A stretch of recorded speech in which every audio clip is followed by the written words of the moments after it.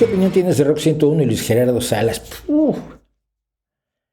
Pues, a ver, Rock 101 lo escuché muchísimo desde que se inició a mitad de los 80. Yo lo empecé a estudiar, a oír Rock 101 en la Ciudad de México, o sea que fue el 83, 84 la estación, porque el 85 es el terremoto, en el 86 yo me voy a vivir a Querétaro, y en el 86 en Querétaro hago Tiempo de Híbridos, que fue el primer, hasta donde sé, el primer programa única y exclusivamente dedicado a rock en español.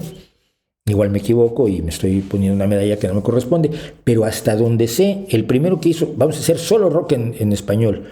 Entonces el director de la radio me decía, pero va a haber suficientes discos. Sí, hombre, sí, yo decía que sí, no sabía. Pero bueno, más o menos teníamos una idea de lo que estaba pasando en España, en Argentina.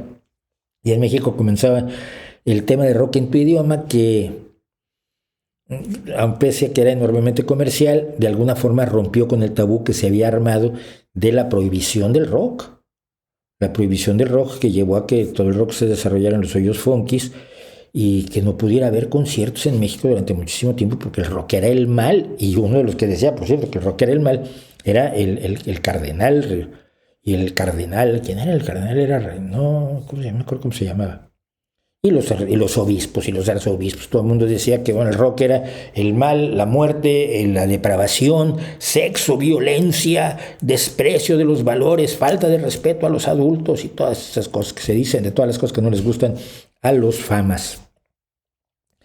Que no les gusta a los famas que hagamos los cronopios. Entonces, recuerdo claramente pues que me gustaba mucho Rock 101 y allí probablemente empecé a oír algunas bandas en español.